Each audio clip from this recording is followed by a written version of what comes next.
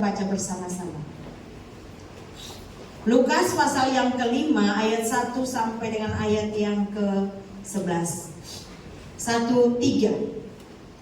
Pada suatu kali Yesus berdiri di pantai danau Genesaret, sedang orang banyak mengurumuni dia, hendak mendengarkan firman Allah. Ia melihat dua perahu di tepi pantai. Nelayan-nelayannya telah turun dan sedang membasuh jalannya. Ia naik ke dalam salah satu perahu itu, yaitu perahu Simon, dan menyuruh dia supaya menolak sedikit jauh dari pantai. Lalu ia duduk dan mengajar.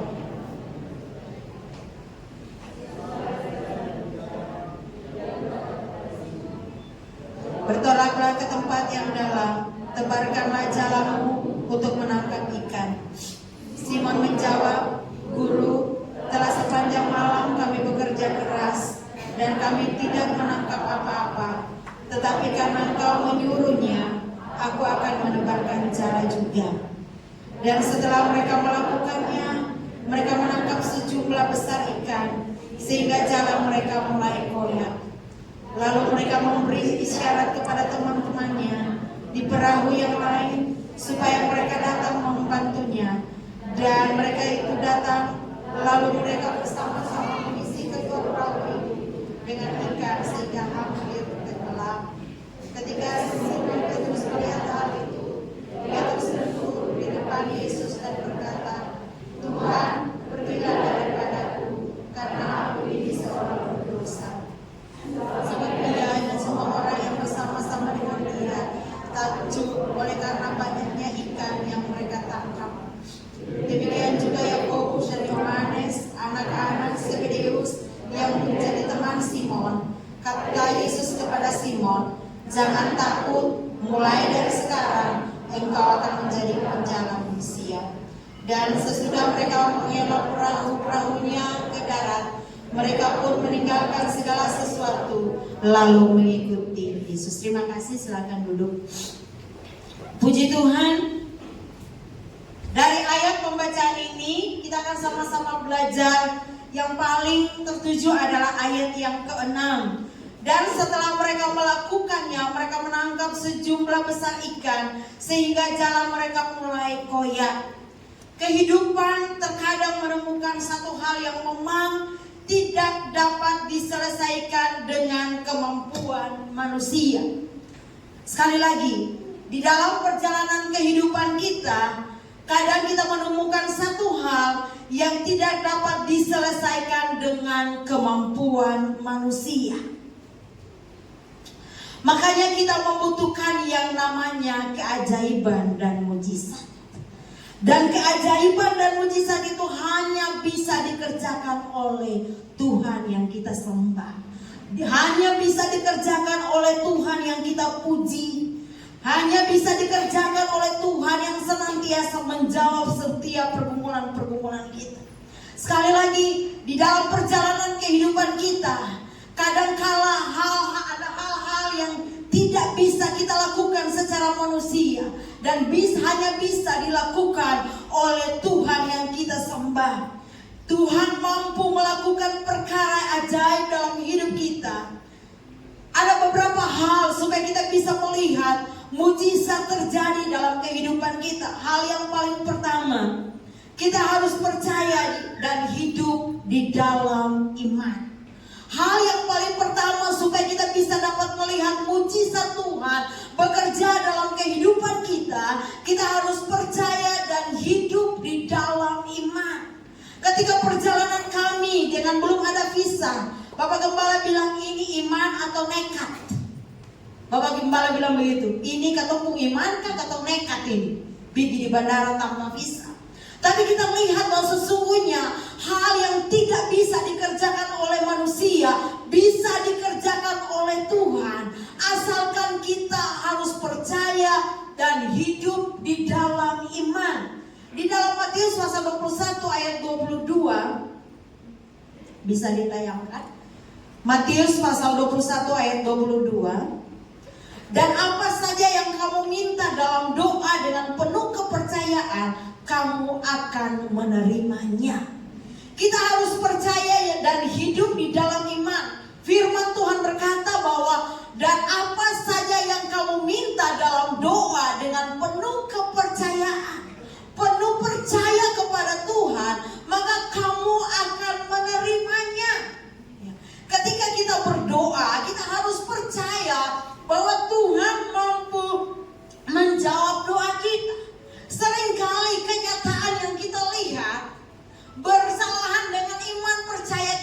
Jangankan Bapak Ibu saya sendiri secara manusia. Kadang-kadang, aduh ini belum pasti, ini begini, itu manusia. Tapi kita bisa melihat bahwa percaya adalah langkah utama untuk kita dapat mendapatkan mujizat dari Tuhan. Percaya kepada Tuhan adalah langkah utama untuk kita dapat atau mendapatkan mujizat dari Tuhan. Artinya tidak meragukan kuasa Tuhan. Kita jangan sekali-kali meragukan kuasa Tuhan. Kadang-kala sekali lagi kenyataan yang kita lihat tidak sama dengan iman percaya kita kepada Tuhan. Dan itu membuat kita ragu. Apakah iya? Apakah benar Tuhan bisa menjawab doa saya? Apakah benar Tuhan bisa melepaskan masalah dan persoalan yang saya hadapi? Yang Tuhan butuh, kita harus percaya saja kepada Tuhan tanpa meragukan sedikit pun. Saya sedikit meragukan apakah bisa atau tidak. Secara manusia tidak mungkin. Tetapi Tuhan melakukan itu detik-detik terakhir. Tuhan menjawab doa. Ada satu ibu yang sudah mau check in, baru visanya keluar. Tapi itu data-datanya lengkap semua. Tapi beta, data-data tidak lengkap. Tapi itulah Tuhan yang kita percaya. Kita yakin Tuhan memiliki kemampuan untuk melakukan perkara besar. Sekalipun dalam kenyataan kita masih belum melihat pertolongan Tuhan. Sekali lagi, bahwa sekalipun kita belum melihat pertolongan Tuhan, tetapi baiklah kita harus tetap percaya kepada Tuhan. Setidaknya ketika kita percaya kepada Tuhan, kita dapat menguatkan iman percaya kita kepada Tuhan. Setidaknya kalaupun kita belum melihat bagaimana Tuhan menjawab doa kita, setidaknya ketika kita percaya, kita menguatkan iman kita untuk tetap bergantung sungguh-sungguh kepada Tuhan. Percaya adalah kunci untuk melihat pertolongan Tuhan. Amin.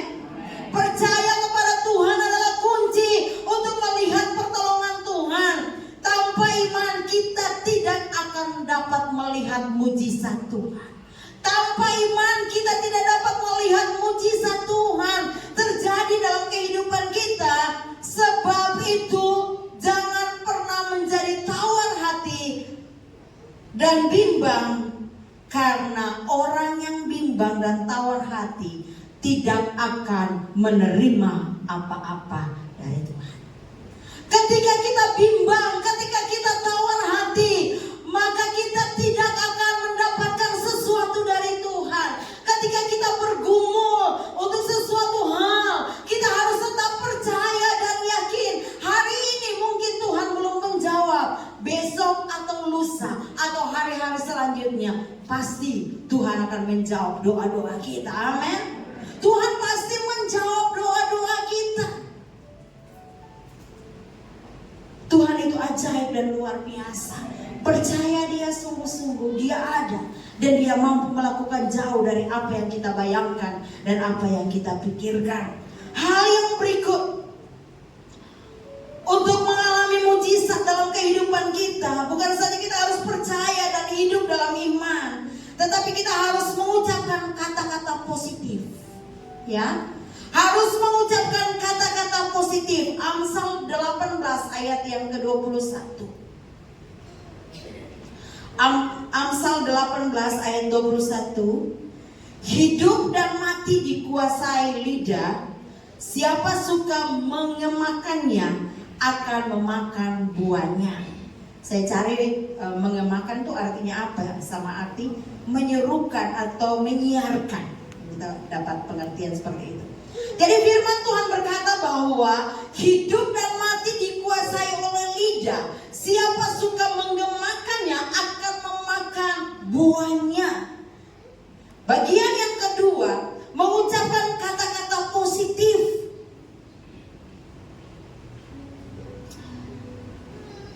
Hati-hati apa yang kita ucapkan, itu akan terjadi dalam kehidupan kita. Kalau kita mengucapkan kata-kata yang negatif, maka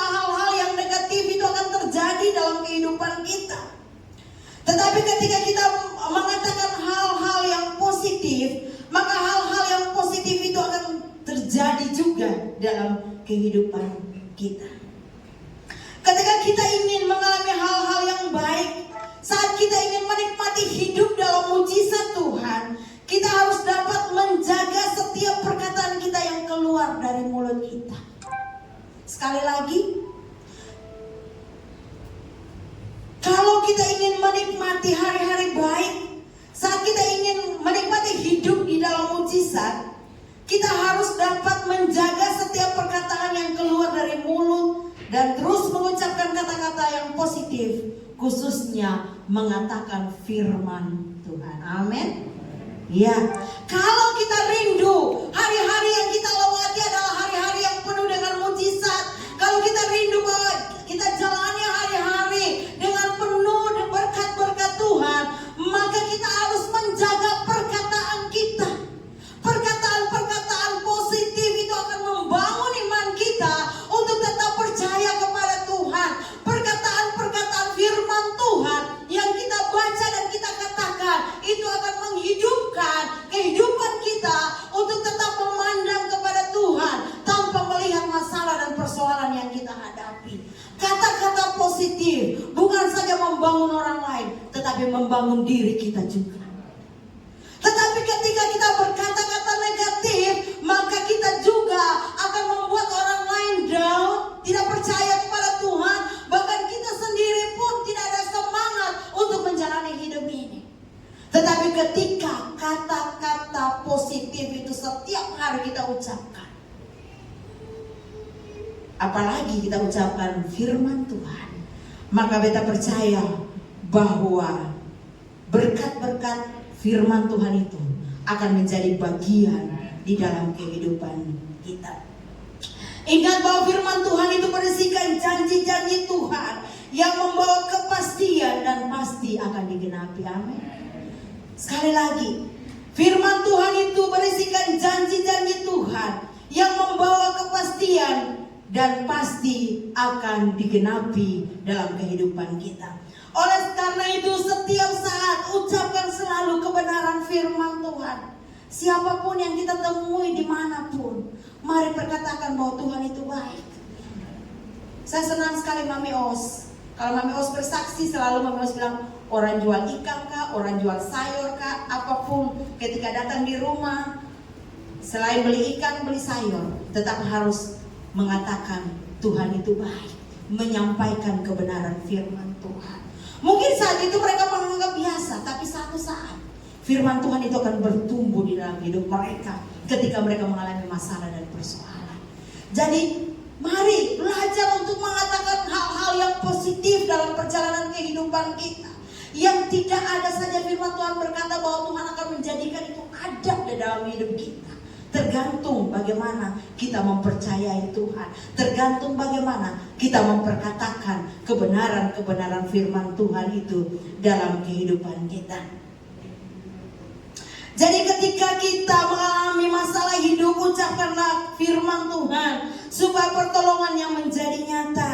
Sehingga waktu kita mengucapkan perkataan tersebut, ibarat kita menabur, sehingga waktunya nanti kita akan menuai apa yang kita usahakan. Amin. Ya, sekali lagi kita mau bilang, jadi ketika kita mengalami masalah dan persoalan dalam kehidupan kita, tetap mengucapkan firman Tuhan, tetap belajar untuk bersyukur, tetap belajar untuk berkata bahwa Tuhan beta kuat, beta mampu, beta bisa bersama dengan Tuhan, beta bisa melihat jalan keluar yang Tuhan akan nyatakan dalam kehidupan kita, kehidupan beta. Beta bisa melihat bahwa Tuhan akan menjawab setiap pergumulan-pergumulan beta. Ketika kita mengucapkan kebenaran-kebenaran firman Tuhan atau kata-kata positif, waktu kita mengucapkan kata-kata tersebut, ibarat kita menabur, sehingga ada waktu kita akan menuai apa yang kita tabur. Ketika kita mengatakan Tuhan itu baik, kita akan mengalami kebaikan Tuhan di dalam perjalanan hidup kita. Amin. Ketika kita berkata bahwa tidak ada yang mustahil bagi Tuhan, maka kemustahilan, ketidakmustahilan itu akan kita alami dalam kehidupan kita. Hal-hal yang mustahil bagi manusia, tetapi tidak mustahil bagi Tuhan. Pasti Bapak Ibu punya banyak kesaksian, menyaksikan betapa Tuhan itu luar biasa dalam hidup kita. Ingat bahwa Tuhan itu hidup dan Dia mampu melakukan jauh dari apa yang kita bayangkan atau apa yang kita pikirkan. Hal yang ketiga, untuk mujizat tetap terjadi dalam kehidupan atau kita mengalami mujizat, bukan kita harus percaya dan hidup dalam iman, harus mengucapkan kata-kata positif. Yang ketiga, harus dekat dengan Tuhan. Amin. Untuk mengalami mujizat dalam kehidupan kita, kita sudah berkata-kata positif. Tetapi yang ketiga, kita harus dekat dengan Tuhan. Orang yang dekat dengan Tuhan, orang yang banyak mengalami mujizat dalam hidupnya. Walaupun mungkin ada banyak tantangan yang harus dihadapi, ada banyak masalah-masalah pergumulan yang harus dihadapi. Tetapi ketika dia dekat dengan Tuhan, pasti ada jalan keluar. Sebelum kita melihat jalan keluar, ada damai sejahtera yang Tuhan kerjakan dalam kehidupan kita. Sebab Dia adalah sumber. Mengapa kita harus dekat dengan Tuhan? Sebab Dia adalah sumber mujizat. Tetaplah dekat dengan Yesus senantiasa. Tetaplah dekat dengan Tuhan senantiasa. Keadaan boleh berubah, situasi boleh berubah, tapi jangan menjauhkan dirimu dari Tuhan yang begitu dahsyat dan luar biasa dalam.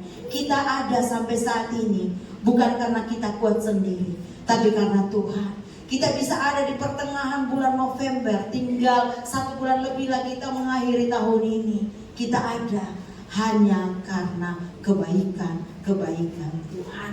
Kita kembali kepada pembacaan di sana. Kita lihat di sini bahwa dikisahkan bahwa Petrus yang sudah bekerja semalam-malaman, ia tidak mendapatkan apa-apa. Ayat 3 dari pembacaan kita tadi. Dalam Lukas pasal yang ke-5 tadi, ayat yang ke-3. Ia naik ke dalam salah satu perahu itu, yaitu perahu Simon, dan menyuruh dia supaya menolakkan perahunya sedikit jauh dari pantai. Lalu ia duduk dan mengajar orang banyak dari atas perahu. Lihat di sini bahwa Yesus naik ke dalam salah satu perahu. Dikisahkan bahwa semalam-malamnya Petrus tidak mendapat apa-apa. Tetapi ketika Yesus menghampiri dan memerintahkan agar Petrus menyebarkan jala, maka mujizat itu terjadi. Mereka mendapat banyak sekali ikan, sampai jalannya menjadi koyak tadi kita baca, dan memanggil beberapa orang teman-temannya untuk ambil ikan yang begitu banyak. Itu mujizat yang luar biasa. Yesus datang menghampiri. Kadang-kadang ketika kita ada dalam doa dan pergumulan, serasa Yesus itu begitu jauh dari kita. Kenapa? Karena kita masih mengandalkan kekuatan kita sendiri. Kita merasa masih mampu untuk dengan keadaan kita. Tapi ternyata kita sudah tidak mampu lagi. Dan ketika kita mengangkat tangan kepada Tuhan, Yesus datang menghampiri kita. Dan Dia mampu melakukan mujizat. Ingat, bukan Dia datang langsung melakukan mujizat. Dia suruh Petrus. Ada bagian Petrus yang harus Petrus kerjakan, baru mujizat itu terjadi. Ada bagian kita yang harus kita kerjakan supaya mujizat itu terjadi. Kita datang dekat dengan Tuhan, percaya kepada Dia, mengandalkan Dia, mengutamakan Dia dalam segala hal. Datang kepada Dia, menyembah Dia, memuji Dia, membaca firman Tuhan. Itu bagian kita. Dan bagian Tuhan adalah melakukan mujizat dalam kehidupan kita. Kita lihat di sini sekali lagi. Bukan Tuhan Yesus datang naik langsung melakukan mujizat, tidak. Tapi menyuruh Petrus untuk mengerjakan bagian Petrus. Baru Petrus melihat dan menyaksikan mujizat Tuhan terjadi. Jadi banyak kali kita hanya menunggu mujizat Tuhan tanpa melakukan apa-apa. Banyak kali kita berdoa, Tuhan, beta mau ini, beta mau itu, beta mau ini. Tapi kita tidak bisa melakukan apa-apa menjadi bagian kita. Maka mujizat itu tidak akan terjadi dalam hidup kita. Tadi saya bersaksi, kalau kami tidak melangkah ke bandara, maka kami tidak akan melihat mujizat Tuhan terjadi. dengan iman. Sekali lagi Bapak Gembala bilang, ini nekat atau iman? Sama sekali. Tapi kami percaya bahwa memang ada beberapa di Sydney memang ada jaminan, ada orang di sana yang menjaminkan bahwa pasti akan dapat visa. Tapi kalau orang jaminan berarti ketemu semua, sehingga ada yang dapat. Ternyata ada yang dapat juga. Jadi kita lihat di sini bahwa mari lakukanlah bagian kita supaya Tuhan datang menghampiri kita dan menyuruh kita melakukan sesuatu, dan apa yang kita lakukan itu akan mendatangkan mujizat dalam kehidupan kita. Sebenarnya yang Tuhan suruh bagi Petrus yang biasa Petrus lakukan. Kita lihat di sini. Yang Tuhan suruh itu biasa yang Petrus lakukan, yang setiap hari dia lakukan, dia menjala ikan. Itu profesinya. Dan dia katakan dalam satu ayat dalam Tuhan, sudah semalam-malaman kami tidak mendapat apa-apa. Itu secara manusia. Tapi ketika Yesus menyuruh dia lakukan apa yang Yesus katakan. Mari berikan tepuk tangan bagi Tuhan. Mari berikan tepuk tangan lebih meriah lagi. Kita punya Tuhan yang dahsyat, yang luar biasa. Kita lihat di sini bahwa sesungguhnya ketika Petrus hanya berdiam diri saja tanpa melakukan, dia tidak akan melihat mujizat. Tapi ketika Yesus menyuruhnya, sekali lagi dia melakukannya dan dia melihat mujizat itu terjadi. Jangan sedikit pun meragukan Tuhan di dalam hidupmu. Jangan sedikit pun meragukan Tuhan dalam kehidupanmu. Dia ada dan dia ada. Dia selalu menghampiri engkau. Cuma kadang-kadang engkau tidak menyadari bahwa Tuhan ada di dalam kehidupanmu. Engkau tidak menyadari bahwa dia ada di sampingmu. Ketika engkau bergumul tengah malam, ketika engkau mendoakan suamimu, istrimu, anak-anakmu, sadarilah bahwa Yesus ada di sampingmu. Dia sementara melihat apa yang kau rasakan. Dan bukan saja hanya melihat apa yang kau rasakan, tapi dia datang dengan mujizat. Mujizat dengan mujizat, dengan mujizat, dengan mujizat terjadi dalam hidup. Kalau sampai saat ini Bapak Ibu belum melihat mujizat, percaya, satu saat Bapak Ibu akan melihat mujizat itu terjadi. Lakukanlah bagian Bapak Ibu, dan Tuhan akan melakukan bagiannya Tuhan di dalam kehidupan. Dekat dengan Tuhan, harus punya waktu secara khusus dengan Tuhan. Jangan sampai kita sibuk. Di sana kita jalan karena rombongan dari pagi sampai malam. Dan kebanyakan mungkin yang sudah ke luar negeri tahu bahwa di sana tuh paling jarang orang naik kendaraan, semua jalan kaki karena udaranya juga sejuk. Jalan kaki. Kita jalan dari pagi sampai malam, baru sampai di hotel dengan berbagai macam kegiatan. Capek, memang capek. Dan waktu di sana, waktu malamnya cukup pendek karena jam 8, setengah 9 matahari masih lihat. Masih kita lihat, masih siang. Tapi jam 5 pagi sudah. Jadi tidurnya saya terlalu. Tetapi beta tetap punya waktu. Setengah 5 tetap doa. Secapek-capeknya kita bilang, Tuhan, kita bisa balas kebaikan Tuhan. Cuma penyembahan dan ucapan syukur. Jadi kita lihat di sini bahwa sesungguhnya 3 hal ini saya ingin bilang untuk Bapak Ibu bahwa apapun yang kita alami hari-hari ini, percayalah bahwa mujizat Tuhan masih terjadi. Amin. Bersama dengan Tuhan kita pasti mengalami hidup dalam kemenangan, karena dia Tuhan setia dalam hidup kita.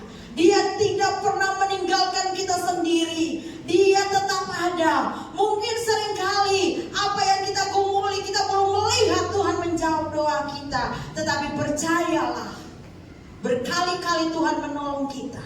Jangan kita meragukan Tuhan sedikit pun dalam hidup ini. Mari percaya sekali lagi.